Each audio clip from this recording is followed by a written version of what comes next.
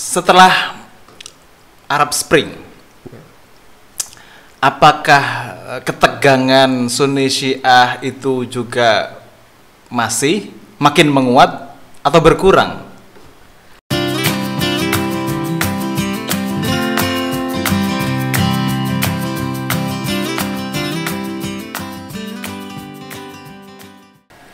Assalamualaikum warahmatullahi wabarakatuh. Waalaikumsalam warahmatullahi wabarakatuh. Setelah pertemuan perdana dulu, podcast perdana, kita ketemu lagi dengan Dr. Ahmad Sahidi. Ya, terima kasih banyak. Ini yang kedua kalinya kita bincang di sini. Ya, dan karena sangat produktif nulis buku, belum lama kita review buku yang diterbitkan oleh Kompas di Arab Spring, sudah lahir buku yang kedua. Ini sebenarnya saya tertusuk-tusuk kapan buku saya terbit. Oke, dan buku kedua ini adalah berjudul Syiah Sunni dalam Politik Timur Tengah. Ini dia bukunya. Diterbitkan oleh LP3IM UMY Press. UMY Press. Ya.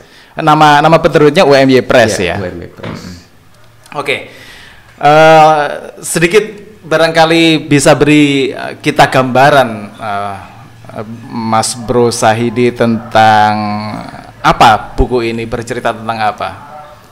Ya, baik, terima kasih Mas Ipa sudah diundang lagi ke sini ya, untuk yang kedua kalinya.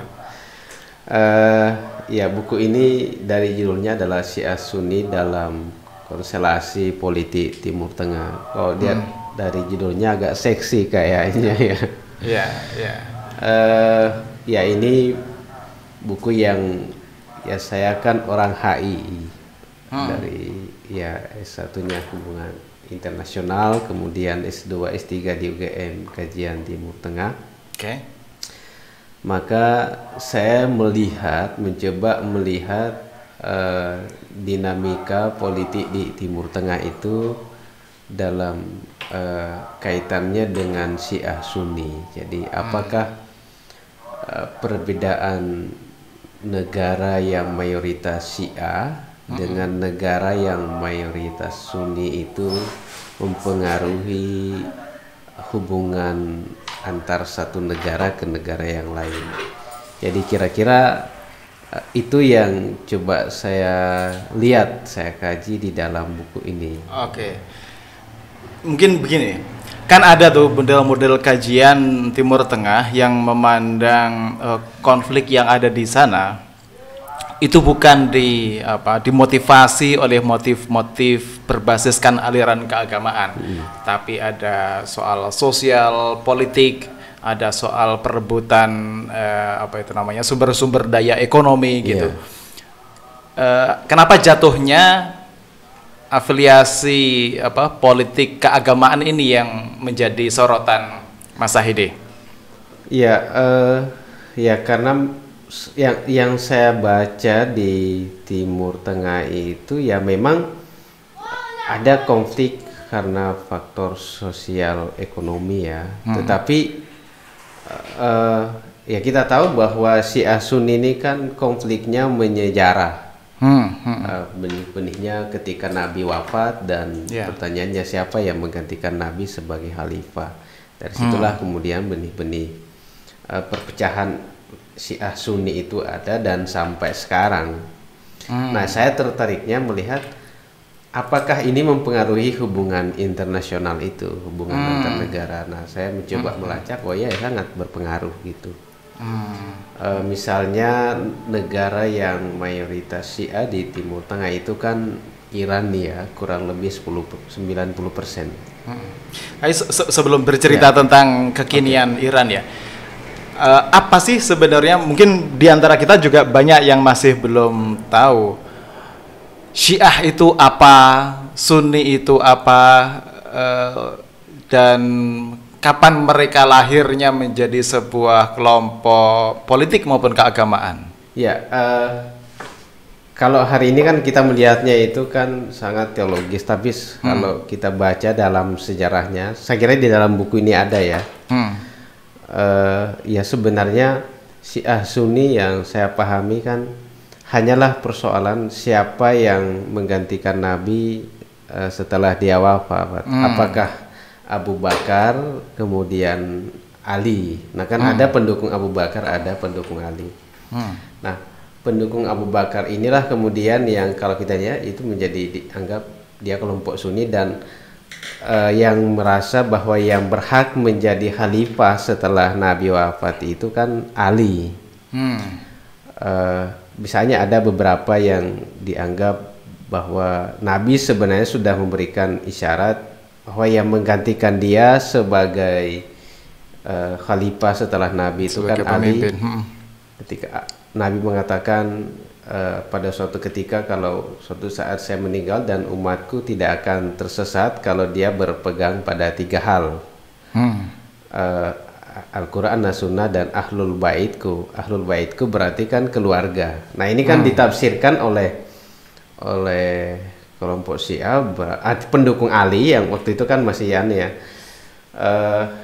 Berarti Nabi secara tidak langsung itu sudah memberikan isyarat bahwa ya yang menjadi penerusnya adalah Ali.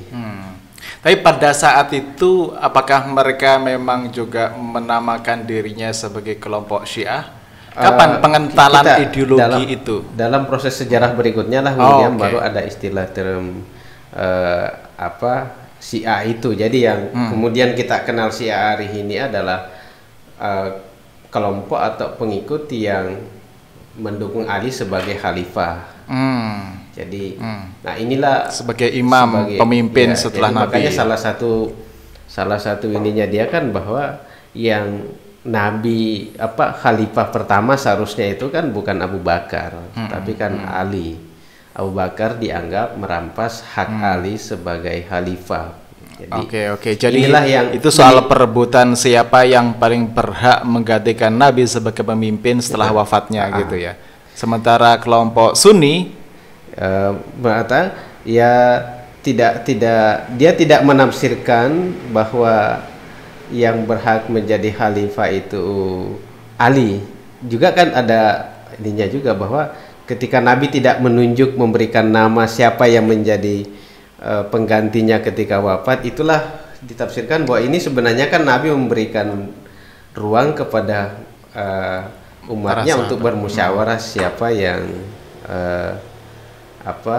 menjadi khalifah setelah dia wafat. Jadi sebenarnya kalau kita baca dari sini ya Syiah Sunni sebenarnya ya pada awalnya persoalan siapa yang menggantikan Nabi sebagai khalifah. Politik sebenarnya ya. Politik sebenarnya. Satu berargumen bahwa ini ada penunjukan dari Nabi. Ya.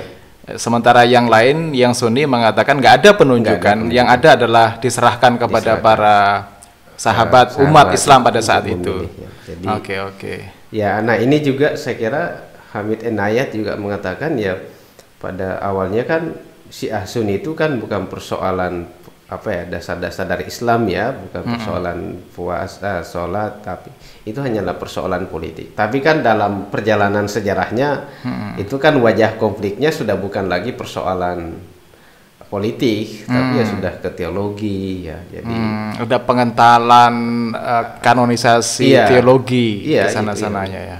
Nah, ini yang konflik sampai sekarang saya kira ya. Makanya ya saya juga sedikit melihat aspek sejarahnya ya. Jadi ya memang ya dulu ada satu dinasti yang besar, dinasti Syiah yang besar yaitu Fatimiyah ya. Jadi tapi kan setelah itu ya dia tidak punya banyak dinasti. Nah, dalam sejarah Islam sejarahnya kan ya dinasti-dinasti besar itu kan pasti afiliasinya Sunni ya. Sunni sampai sekarang. Nah, ya Syiah selalu dalam kondisi yang termarginalkan kecuali di abad 10 ada dinasti Fatimiyah. Ya. Dan itu pun salah satu kelompok saja dari Syiah, tidak mewakili semua Syiah gitu. Syiah Ismailiyah kalau tidak salah. Ismailiyah. Nah itulah yang saya coba lihat. Ya bagi saya kalau bicara aspek teologinya itu sudah banyak buku yang membahas. Dari yang saya amati ya itu saya belum pernah membaca banyak buku yang khusus melihat dari aspek HI-nya. Maka saya mencoba mengkajinya dari aspek HI-nya. Maka saya coba melihat hubungan negara-negara yang mayoritas Syiah dengan mayoritas Sunni itu seperti apa di kawasan Timur Tengah. Kalau sekarang negara-negara Timur Tengah itu mana saja yang secara kental atau secara mayoritas punya afiliasi dengan paham semacam apa? Kalau kita baca Syiah Sunni di Timur Tengah itu memang unik ya. Jadi ya misalnya di Iran itu kan dia mayoritas Syiah ya kurang lebih 90%. Arab Saudi ya Sunni tapi kan Sunni Wahabi ya yang kurang lebih 90%. Kalau di Iran itu Syiah kurang lebih 60%. Di Suriah itu Syiah minoritas tapi menjadi rezim. Iya toh. Jadi Bashar al-Assad dari kelompok Syiah Alawiyah itu di Syiah di sana cuman kurang lebih 10% tapi menjadi rezim politik. Sunni yang mayoritas. Ya di beberapa ini juga ya Hizbullah kemudian afiliasinya ke Syiah dan Lebanon, Lebanon itu. Kalau Bahrain itu juga mayoritas Syiah tapi rezimnya Sunni. Makanya menarik kan. Kalau Yaman saya kurang tahu persis Yaman ya. Yaman kan kalau nggak salah memang Houthi itu Syiah. Houthi itu Syiah juga. Iya, tapi rezimnya juga didukung oleh Arab. Jadi konflik-konfliknya itu menurut saya sangat kental sekali pengkotak-kotakan Syiah Sunninya itu. Jadi ya kita tahu bahwa ya Arab Saudi dengan Iran ya hubungannya tidak pernah harmonis ya, terutama setelah terjadinya revolusi Islam Iran 1979. Iran selalu dikeroyok kan oleh negara-negara Arab. Jadi inilah yang menurut saya menarik untuk kita kaji gitu. Jadi ternyata Syiah Sunni itu bukan hanya persoalan teologi, tapi ini juga mempengaruhi dinamika politik di Timur Tengah. Jadi ya makanya pasca di Arab Spring juga kan kita bacanya begitu. Jadi ada kontestasi Syiah Sunni pasca di Arab Spring itu tidak bisa saya kira juga pada pembahasan sebelumnya kan ada juga di buku saya kan yang saya pertama sebelum ke Arab Spring di antara rezim-rezim di Timur Tengah atau para penguasa di Timur Tengah dengan tadi itu afiliasi keagamaannya masing-masing. Tapi pada saat yang sama mereka juga punya hubungan politik luar negeri, punya kiblat lah katakan begitu. Sebagian berkiblat ke blok barat, satu ke blok timur. Katakan kalau dulu ada dua blok ini gitu. Itu konstelasi atau peta politiknya semacam apa?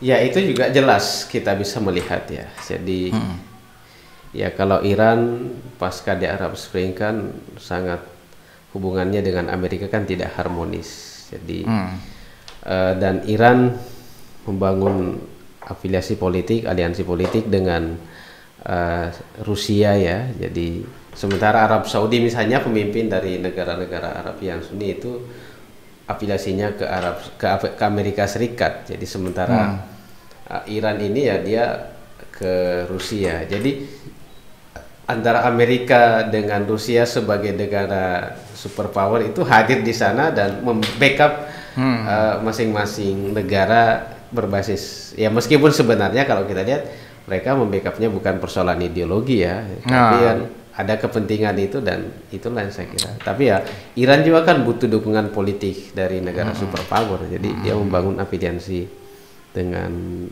Rusia misalnya. Maka dalam konflik di Suriah pasca di Arab Spring kan ya petanya kan begitu. Jadi Iran, ada Cina, ada ya Rusia itu membackup rezim Bashar al-Assad yang itu dari kelompok Syiah Alawiyah ya.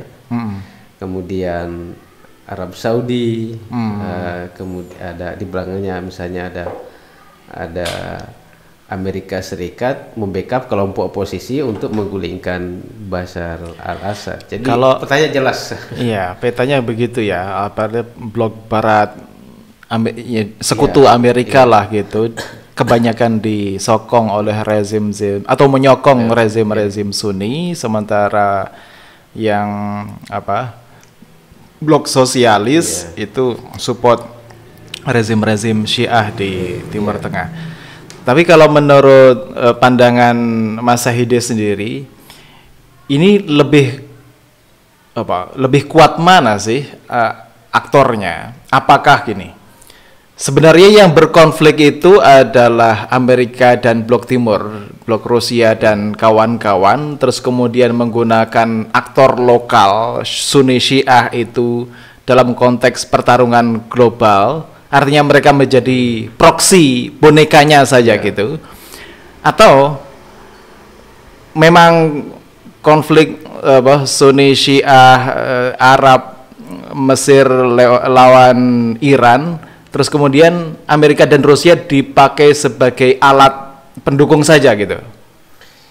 Ya, Amerika dengan Iran kan dua negara yang juga kontestasi ya.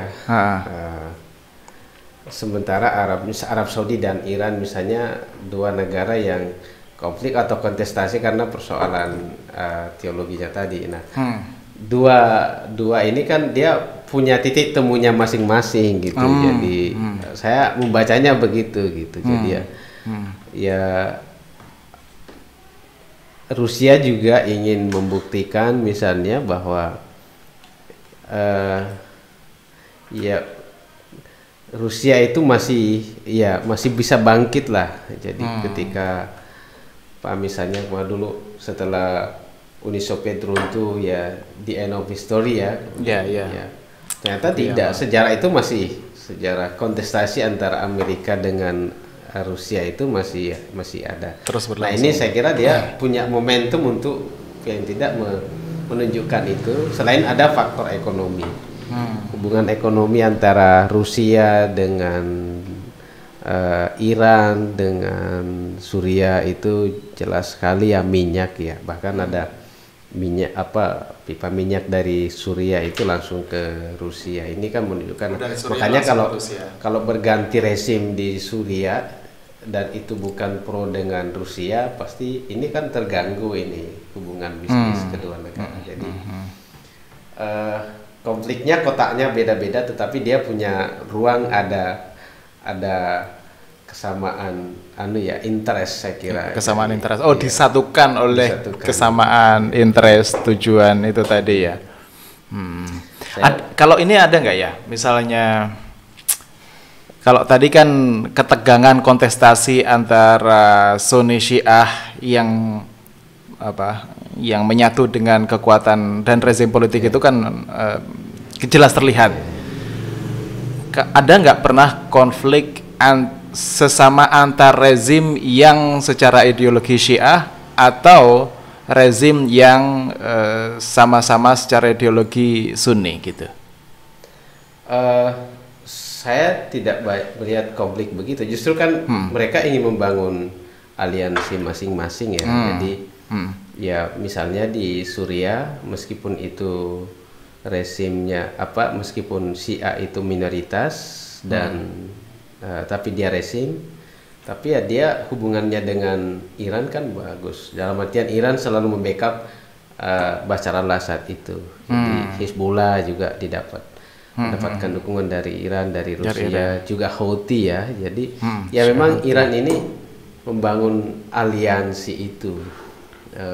Ya paling tidak negara-negara yang Syiah ya rezimnya, kemudian ya untuk melawan dominasi Arab Saudi saya kira gitu. Oke. Tapi ngomong-ngomong, ada nggak sih bedanya Syiahnya Iran, Syria, Lebanon dan Yaman itu? Kalau Syiah di Suriah itu kan Alawiyah ya, jadi saya kira jadi dia cuma kan pandangan politiknya bahwa seorang imam itu kan maksum itu yang dia ini dan itu sama. Iya, jadi dan konsep politiknya kan beda juga ya. Kalau di Iran kita jelas dia membangun konsep politik wilayatul faqih ya. Jadi yang lain kan tidak ada saya kira gitu. Jadi ya cuma bahwa mereka Syiah dan dia merasa minor itu ya, dia mencoba membangun aliansinya itu gitu. Jadi itu yang terjadi saya kira gitu. Oke, Mas Tauhidi, setelah Arab Spring, apakah ketegangan Sunni Syiah itu juga masih makin menguat atau berkurang? Ya justru saya melihatnya ketegangannya tetap ya, dan itu juga masih makin menguat. Kita tahu hari ini ada kontestasi antara Iran dengan Arab Saudi ya. Jadi negara-negara Syiah dipimpin oleh Iran, negara-negara yang Sunni dipimpin oleh Arab Saudi. Ya contohnya tadi di dalam kasus Suriah itu ya, kita tahu dari dulu Suriah afiliasi politiknya dengan Iran. Nah pasca di Arab Spring kan ada momentum kedua negara ini, khususnya dua aliran ini untuk ya bagi Arab Saudi ya, Suriah itu mestinya dipimpin oleh kelompok Sunni karena mayoritas Sunni. Masyarakatnya ya, mayoritas Sunni. Sementara bagi Iran ya dia bagaimana mempertahankannya. Jadi nah sebelum Arab Spring kan saya kira tidak ada konflik secara langsung ya, misalnya Iran membackup rezim, Arab Saudi di backup oleh Amerika misalnya justru memberikan support ke kelompok oposisi. Tujuannya adalah bagaimana menggulingkan rezim Bashar al-Assad yang itu dari kelompok Sunni, dari Syiah. Dalam ya konflik di Houthi juga semakin konfliknya semakin meningkat pasca di Arab Spring, karena ya masing-masing ini mendapatkan ini momentum untuk menambah afiliasi politik, aliansi politiknya di Timur Tengah. Di Mesir juga misalnya ya pasca di Arab Spring ya kita tahu Muhammad Mursi terpilih sebagai presiden meskipun hanya 1 tahun. Tapi kan pada awalnya ya saya kira sebelumnya kita bahas bahwa jadwal Mursi kan tidak terlepas dari dia ingin mencoba merubah kiblat politik dari Mesir. Ya Muhammad Mursi yang saya ikuti, negara pertama yang dia kunjungi adalah Cina, kemudian dari Cina dia ke Iran gitu. Nah ini kan bisa dibaca sebenarnya dia akan dekat kemana. Maka jatuhnya Muhammad Mursi sebenarnya tidak terlepas dari gitu. Ini semua. Artinya Mursi berusaha ingin ya posisi Mesir unik ini.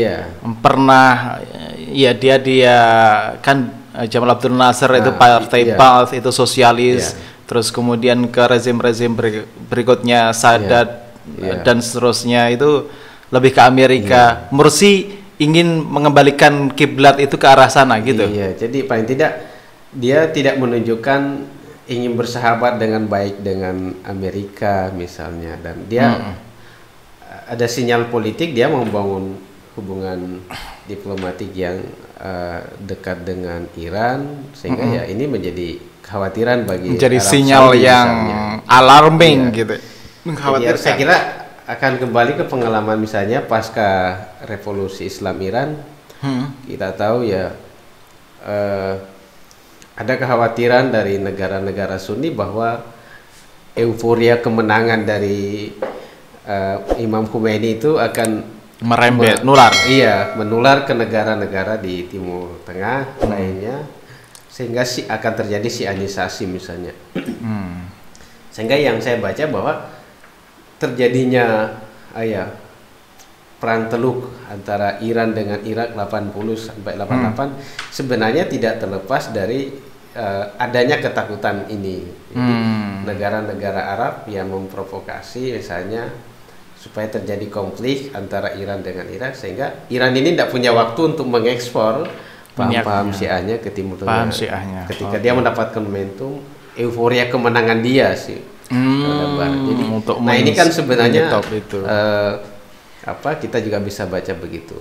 Jadi selalu ada kontestasi, dan Arab Spring saya kira adalah momentum bagaimana kemudian kontestasi untuk merubah peta politik antara Syiah Sunni di Timur Tengah itu. Saya ingat itu, kayak nggak salah di awal-awal Arab Spring, kemenangan Ikhwan di Mesir, ada sedikit ketegangan antara Arab Saudi dan Mesir. Itu menggambarkan apa itu? Refleksi apa itu dalam konteks ini tadi, perbincangan kita? Ya, Arab Saudi merasa bahwa aliansi politiknya itu akan berkurang, dan ya Mesir kan salah satu negara yang kuat ya, punya pengaruh di Timur Tengah, dan itu kan berbahaya saya kira gitu. Jadi pasti ketika Mesir misalnya, ya meskipun dia bisa seperti di Suriah kan, meskipun mayoritas Sunni, tapi kan bisa jadi resimnya bukan Sunni. Tapi ini akan menjadi alarm yang mengkhawatirkan bagi Arab Saudi, bahwa itu aliansi politiknya kan bisa berkurang, dan ketika dia masuk ke aliansi politik yang coba dibangun oleh Iran ini akan makin kuat, gitu. Akan makin kuat, dan saya kira itu yang terjadi. Jadi sampai saat ini ya ada kontestasi antara Iran sebagai negara yang mayoritas Syiah dengan Arab Saudi sebagai negara yang mayoritas Sunni. Yang Sunni, representasi Sunni, Sunni lah gitu ya. Ya di Irak juga sama, kita tahu Irak mayoritas Syiah, tetapi dulu kan dipimpin oleh Saddam Hussein. Maka ketika Saddam Hussein jatuh, ya ada kontestasi antara Iran dengan di Bahrain juga sama gitu. Jadi saling mengganggu. Ya, yang lain-lain itu sebagai negara jadi rebutan dari dua blok ini tadilah ya. Tapi posisi Mesir agak unik saya kira, karena dia mayoritas Sunni, ya siapapun penguasanya juga berawal dari Sunni atau berasal dari tradisi Sunni. Cuma kadang itu tadi ada saat di mana afiliasi keagamaan Sunni itu tidak selalu harmonis dengan kepentingan politiknya, gitu maksud saya.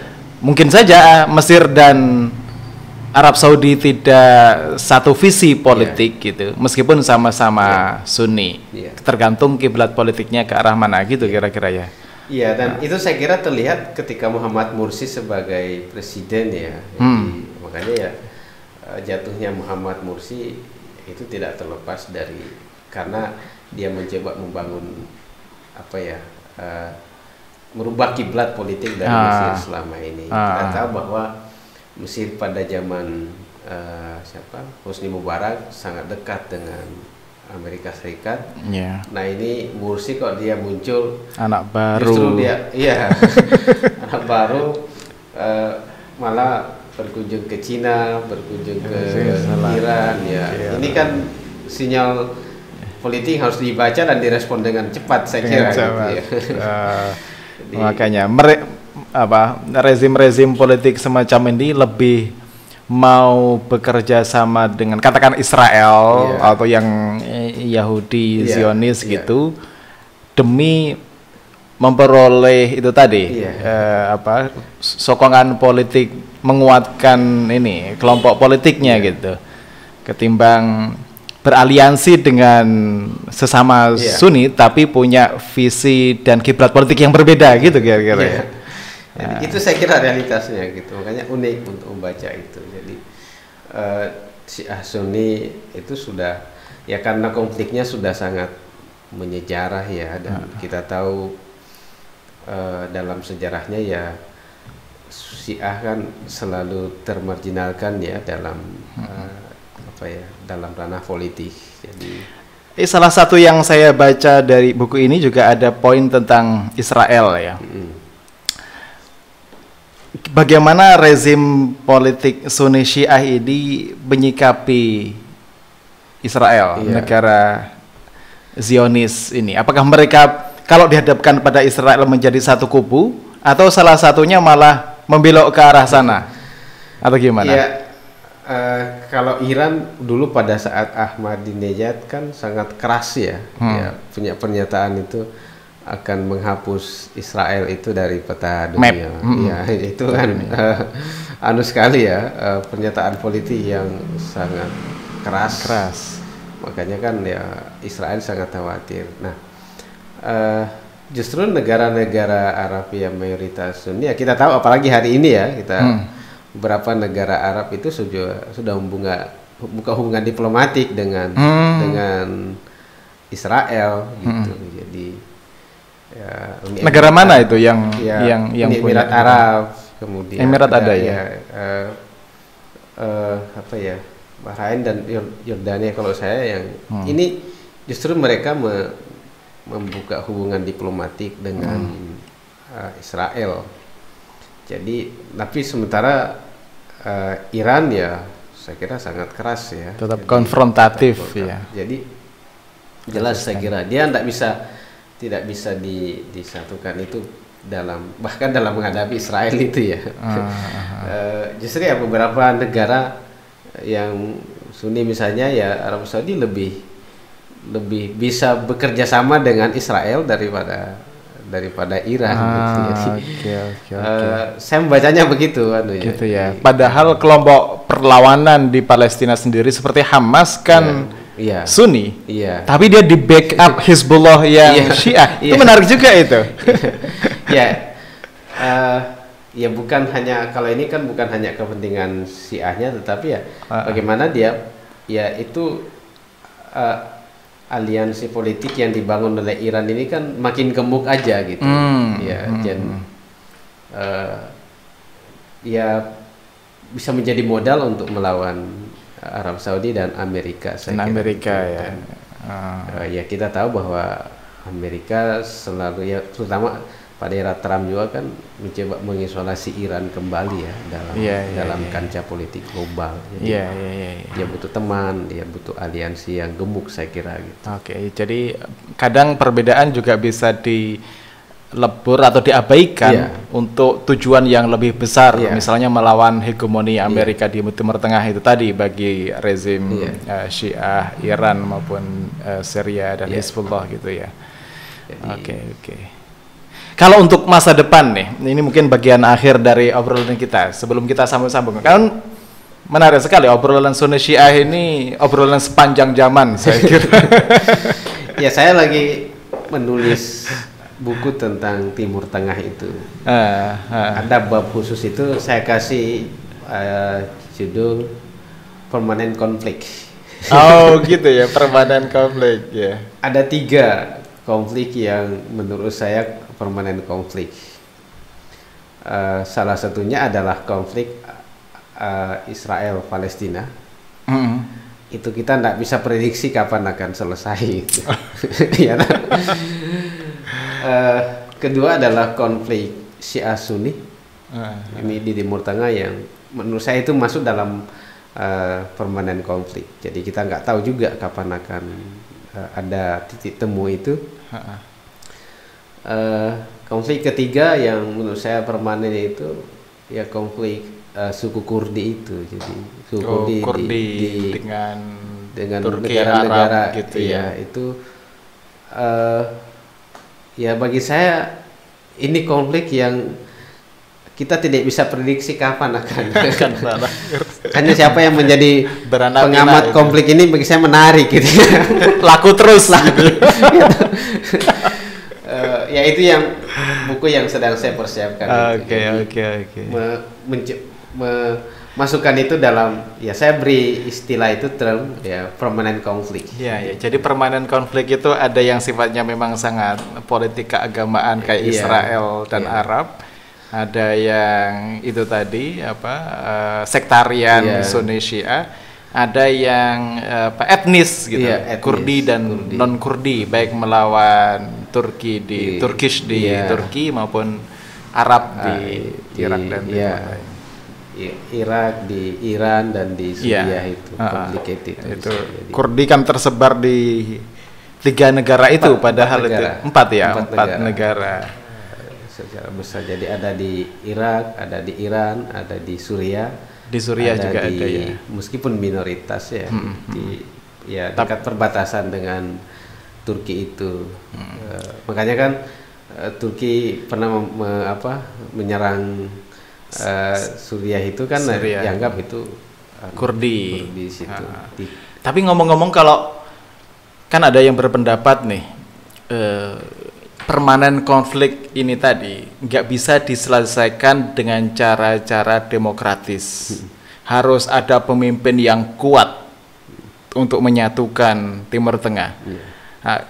Agar permanen konflik ini itu tidak terlalu panjang permanennya. Kira-kira di masa yang akan datang, model resolusi konflik semacam apa yang meskipun harapannya tipis tapi dimungkinkan terjadi? Ya, saya mengatakannya tadi ya itu permanen konflik karena saya tidak bisa hopeless gitu. Misalnya kasus konflik Israel Palestina, misalnya solusi 2 negara, ya pasti Israel juga sulit menerima, Palestina juga agak sulit menerima gitu. Meskipun kelihatannya win-win solution gitu. Tapi ya karena faktor teologi itu kan, jadi udah saya lebih baik mati daripada tanah saya diambil orang lain gitu. Sementara yang satu meyakini ini adalah tanah yang dijanjikan Tuhan untuk saya. Tuhan sejarahnya. Jadi makanya saya coba lihat itu. Konflik Kurdi ya, dia sudah terbagi ke dalam 4 negara ya secara teritori. Jadi apakah 4 negara itu mau menerima misalnya? Karena memang Turki itu menurut saya, Kurdi itu ya, kalau kita lihat di peta itu kan dia tidak terbagi sebenarnya. Jadi wilayahnya itu kan satu ya. Cuma ini dibagi dalam 4 negara, bisa-bisa. Tapi secara geografis mereka tidak terpisah-pisah sebenarnya. Tapi secara administrasi kenegaraan itu mereka dibagi ke dalam 4 negara. Makanya kapan ini bisa selesai, bisa ada solusinya ya kita tidak bisa, karena apakah 4 negara ini mau menerima. Kembali ke soal Sunni Syiah, kalau rentetannya ke Indonesia ada nggak? Apakah sama model hubungan Sunni Syiah di Indonesia itu dengan di Timur Tengah? Apakah juga konfliktual atau justru mereka bisa berdialog dengan harmonis gitu? Ya, persoalannya kalau di Timur Tengah kan antar satu negara ke negara yang lain. Kalau di Indonesia saya kira beda hubungan. Cuma kan ya ketika 2014 Kang Jalal maju sebagai anggota legislatif kan kuat juga sentimennya anti Syiahnya. Konflik di Sampang juga saya kira kan, dan di Jogja pernah ada wacana Roshan Fikir akan diserang. Roshan Fikir itu tempat kumpulnya anak-anak muda Syiah ya. Ya tingkat penerimaan kita terhadap itu juga masih rendah. Ya saya kira ini dinamikanya gitu, dan dia kan minoritas sangat kecil ya. Saya nggak tahu persis berapa persen, cuma ketika ada ruang-ruang mereka ini kan pasti isunya sangat diinikan lagi. Jadi ya saya kira saya tidak bisa membacanya seperti di Timur Tengah, karena di Timur Tengah satu negara lain, kemudian ini ya satu mayoritas sekali ya, kita semuanya Sunni lah ya harusnya. Nah Syiah kan masih sangat kecil ya di Indonesia. Jadi dia tidak punya power saya kira untuk ya secara politik belum powerful. Belum meskipun kadang secara pemikiran kalau tahun 80-an itu sangat kuat pengaruhnya di anak-anak muda Indonesia. Saya kira kalau banyak untuk bukunya Liz Haryati kan kita kan dulu oleh mahasiswa aktivis banyak yang membaca gitu. Baca Liz Haryati, Murtada Mutahari, kalau di sisi filsafat ada Sadruddin Shirazi, Mullah Sadra itu menantang untuk dibaca buat anak-anak muda. Jadi ya paling di situ aja saya kira anunya gitu.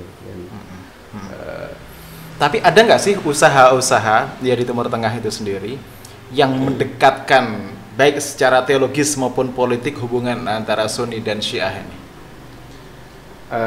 Sebenarnya kan sudah siapa ya bukunya Pak Quraisy Shihab tuh ya, Syiah Sunni mungkinkah bersatu, sebenarnya kan sudah beberapa ada inisiatif politik untuk mendamaikan antara Syiah Sunni itu. Cuma saya kira sudah banyak kepentingan yang ada di belakangnya itu, jadi sudah complicated menurut saya, dan itu agak sulit. Jadi bukan hanya doktrin teologi lagi, apalagi di sisi teologi ada beberapa revisi pandangan juga di kalangan Syiah. Misalnya dulu sahabat Nabi itu dianggap sebagai entah kafir, entah apa bagi para gulat para ekstrimnya Syiah. Sekarang kan Ayatollah Khamenei mengatakan sahabat itu juga harus dihormati, bagian dari Islam dan seterusnya. Nggak boleh lagi ada pengutukan terhadap sahabat yang non Ali gitu. Kan ada sisi itunya. Dari sisi Sunni juga buku-buku yang mengapresiasi empatik terhadap Syiah juga ada. Muhammad Shaltut, Mahmud Shaltut misalnya gitu. Jadi cuma secara politik menurut saya agak makanya saya kata itu permanen konflik itu. Nah, kalau itu dibumbui sisi-sisi politik, wah itu susah memang untuk mengurai. Apalagi kan sudah menyejarah ya, udah berapa abad konfliknya itu. Jadi ada bukunya Buya juga mengatakan ini, saya baca itu ya umat Islam itu belum bisa keluar dari kota itu katanya. Jadi terutama di Timur Tengah ya, kota antara Syiah Sunni kita belum bisa keluar dari kota itu, dan saya kira menarik juga pembacaannya. Itu PR kita semuanya, PR peradaban lah sebagai umat Islam, apalagi negara-negara Muslim di Timur Tengah.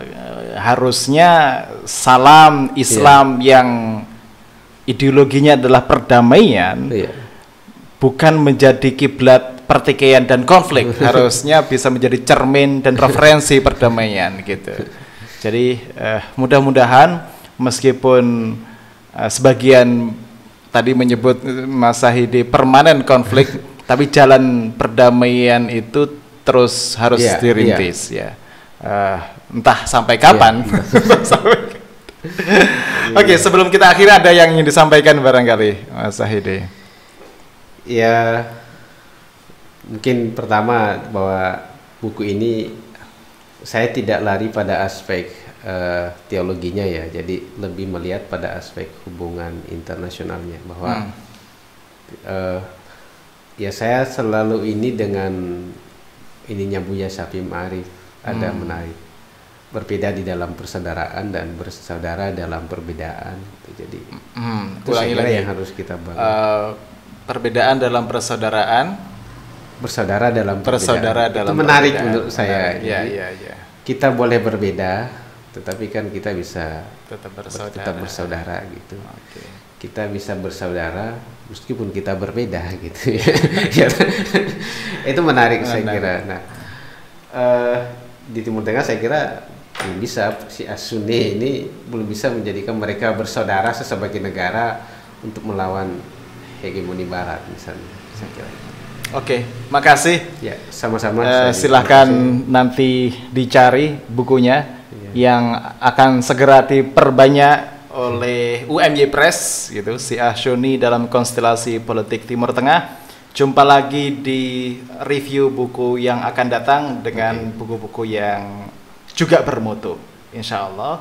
di tetap Wonder Home Library Channel. Until next time. Assalamualaikum warahmatullahi wabarakatuh. Waalaikumsalam.